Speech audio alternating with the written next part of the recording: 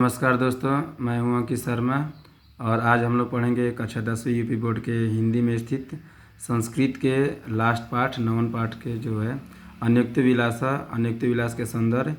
तो इस चैप्टर में हमें क्या पढ़ना है दोस्तों? तो इस चैप्टर में किसी और के माध्यम से यानी अप्रत्यक्ष रूप से कोई बात हमें सीख दी गई है, कोई बात हमसे कही गई है, तो उसको बात को देखिए ध्यान से। तो दोस्तों इसमें जो अर्थ होगा 2 लाइन का, वो तो इसका रियल अर्थ होगा और इसके अलावा अब हम अपने जीवन में भी 2 अर्थ लेंगे। यानी कोई भी अर्थ का डबल मीनिंग होगा। एक इसका अर्थ होगा किसी भी जीव के लिए और एक हमारे लिए। देखिए सबसे पहले क्या लिखा है कि नितरा नीचो अस्मिति त्वम खेद कुपः कदापि मा कृथा अत्यंत सहर्ष हृदय यत परेशान गुणगृहीतसी। अर्थात कुएं के लिए कहा गया कि हे कुएं, मैं बहुत नीचे गहरे में हूँ। हे कुएं, अगर तुमको सोच लगता है कि मैं बहुत ज़्यादा गहरे में हूँ तो ऐसा सोचकर तुम कभी दुखी मत सोचना। कदापि माँ कृथा का मतलब दुखी मत होना। कि कुआं के बारे में कहा कि ये कुआं, तुम हमसे सबसे नीचे रहते हो, गहरे में रहते हो, तो तुम यह सोचकर कभी दुखी मत होना, क्योंकि तुम क्या हो? अत्यंत सहर्ष हृदय वाले हो, मीठे पानी से भरे हुए हो, सभी के गुणों को, दूसरे के गुणों को ग्रहण करने वाले को, यानी कि दूसरे के रसी को अपने अंदर लेने वाले हो।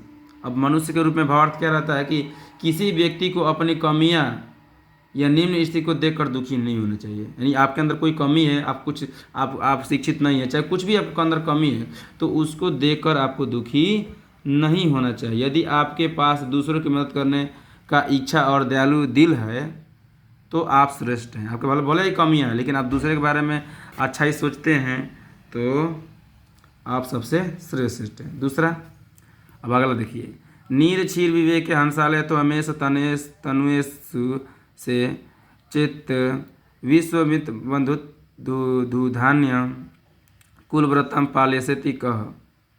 यानी अब हंस के बारे में लेकर के हम लोग को सीख क्या दिया गया है कि हे हंस, यदि तुम ही दूध और पानी को अलग करने में अस्कतियाओगे, आलस करोगे, तो इन संसार के दुखों को, संसार का जो दूसरा कुल है, यानी दूसरा जो लोग है, वो कुल का पालन कैसे करेगा? यानी तुम ही अपने काम से अस्कतियाओगे तब बाकी लोग क्या करेंगे? बाकी लोग अपने कर्तव्य का पालन नहीं करेंगे। इसका मतलब जो जिसका काम है, अगर वो काम नहीं करेगा, जैसे किसान का काम है खेती करना, किसान खेती ही नहीं करेगा तो क्या होगा?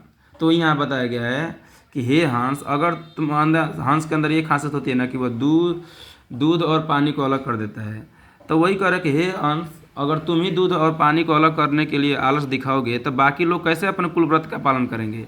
तो ऐसे ही मनुष्य के भावार्थ क्या लिखा, हम लोग के लिए क्या सीख मिला है कि समाज के बुद्धिमान और न्यायप्रिय लोगों को अपने कर्तव्य से पीछे नहीं उठना चाहिए। आप देखेंगे कि बहुत सारे लोग भर्ती होकर जाते हैं, कोई न्यायाधीश बनता है, कोई पुलिस बनता है, कोई भी बनता है, लेकिन कोई भी अपने पालन नहीं करता है, वो पालन नहीं करते। जो भी बनते हैं, हो सकता है घूसखोर बहुत सारे लोग हो जाते हैं, तो जो उनको बुद्धि मिला उसका पालन कर लिए, जनता को केवल परेशान करते हैं, चाहे नेता ही क्यों ना हो। जिन काम के लिए उनको बनाया गया है तो वो अपने काम का ना करके पीछे हट जाते हैं। तो यही बताया गया है कि तो ऐसा ना करिए कि आप अगर पालन नहीं करेंगे तो जनता कैसे पालन करेगा? तो वहीं यहाँ पर लिखा है कि यदि हे समाज में बुद्धिमान व्यक्ति, न्यायप्रिय लोग, अगर तुम अपने कर्तव्य का पालन करने से पीछे हटोगे तो दूसरे लोग क्या करेंगे? तो दुनिया न्याय के लिए किससे काम करेगा? तो दुनिया भी न्याय नहीं करेगा। अब फिर कोयल के माध्यम से बताया गया है अगला, कोकिला यापन दिवसन इतावत विरसेत करिल वटिका पेश यावन मिल लद लिमा को अपी रसाल समूलसती। इसका मतलब कि हे कोयल, जब तक भंवरों के समूह से युक्त कोई आम का पेड़ में कलियां नहीं खिल जाता है, यानी कि जो आप देखें ना, कोकिला कोयल जो होती है वो आम के आने का इंतजार, अभी तो आम का सीजन चल रहा है, तो वो आम के सीजन आने का इंतजार करती है। यानी कि तब जब तक आम का सीजन नहीं आ रहा था तब तक वो इंतजार करती है। तो वही कवि ने कहा है कि हे कोयल, अगर जब तक कि भंवरे न जम जाते हैं, यानी कि जब पेड़ में मोजा नहीं लग जाता है, तब तक तुम अपने जो नीरस दिन है उसको काट लो कारिल के पेड़ पर, जो कि कांटेदार पेड़ होता है। वो बोलता है कि जब तक आम का पेड़ में जो लताएं नहीं आ जाती हैं, आम के वृक्ष में जब मोजे नहीं आ जाते हैं, तब तक आप कारिल के वृक्ष पर अपना समय काट लीजिए और इंतज़ार कीजिए। ऐसे ही मनुष्य के बारे में बताया गया। इसका अब मनुष्य के रूप में हमारे लिए भावार्थ क्या है इस लाइन का तीसरे का, कि हे मनुष्य, जब तक बुरा व कठिन समय चल रहा है तो तुम सब्र करो, जैसे तैसे दिन कटना चाहिए काट लो। अच्छे दिन अपन अपन आने पर परिस्थितियाँ अपने आप ही क्या हो जाएंगी, बदल जाएगा। अब देखिए चातक पक्षी के बारे में बताया गया कि कहकर मनुष्य के बारे में क्या बताया गया कि रे रे चातक सावधान मनसा मित्र क्षणम श्रुत्याताम आबोधा बहवो ही सन्ति गगने सर्वे नैतास्दिशम केचित् वृष्टिभिर्दार्शन्ति यन्ति वसुधा गर्जन्ति केशि वृथा यम यम पश्यन्ते तस्य पश्यसि तस्य तस्य पुरतो माँ ब्रूहि दीनम वच। अब इसके बारे में क्या बताया गया, इस 4 लाइन के बारे में क्या बताया गया कि हे मित्र, अब चातक के बारे में बताया गया, सावधान मन से एक क्षण के लिए मेरी बात सुनो। हे मित्र चातक, सावधान होकर मेरी बात एक पल के लिए सुनो।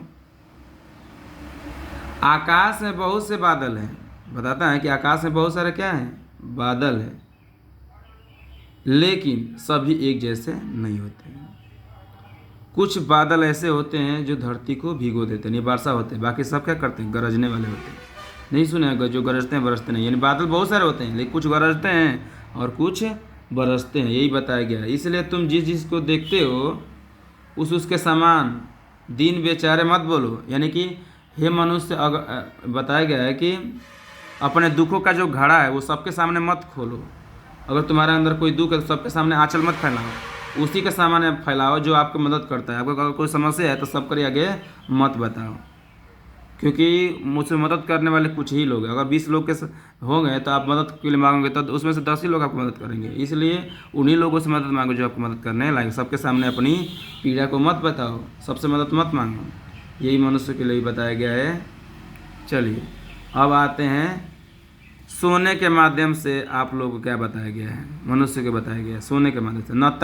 न वह ताड़यन ठीक है तापनाद वही मध्य न वह विक्यात किलेस्यमानो अस्मत्सिम सुवर्णस्य में मुख दुखम तदेकम यतो माँ जना गुंजद तोलेते।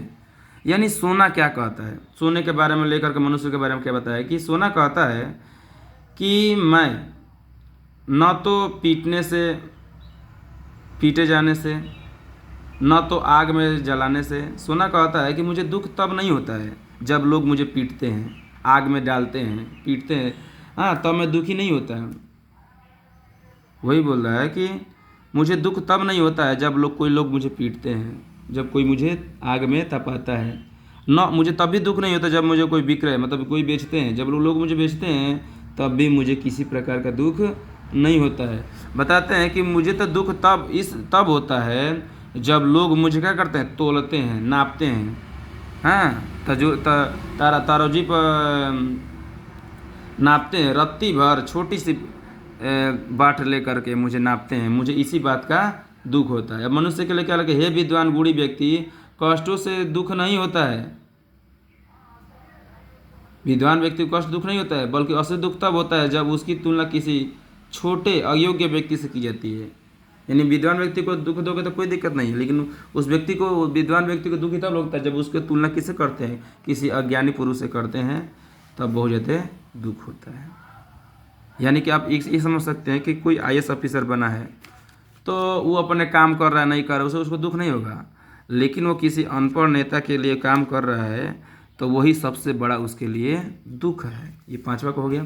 अब आते हैं 6वां का, जो आखिरी है आपका, किसके बारे में, भव, ठीक है, भवर के माध्यम से बताया गया है। रात्रि गमिष्यति भविष्यति सुप्रभाते, ठीक ना, भावनु, ठीक है, भास्वानुदेश्य हसति पंकजल इत्थम विचिन्त्य कोलस्कृत द्विफेरे हाँ हंता हंता नालिद गज उजार हार। मतलब रात्रि गम्य से रात जाएगा और दिन होगा, भविष्यति मन होगा।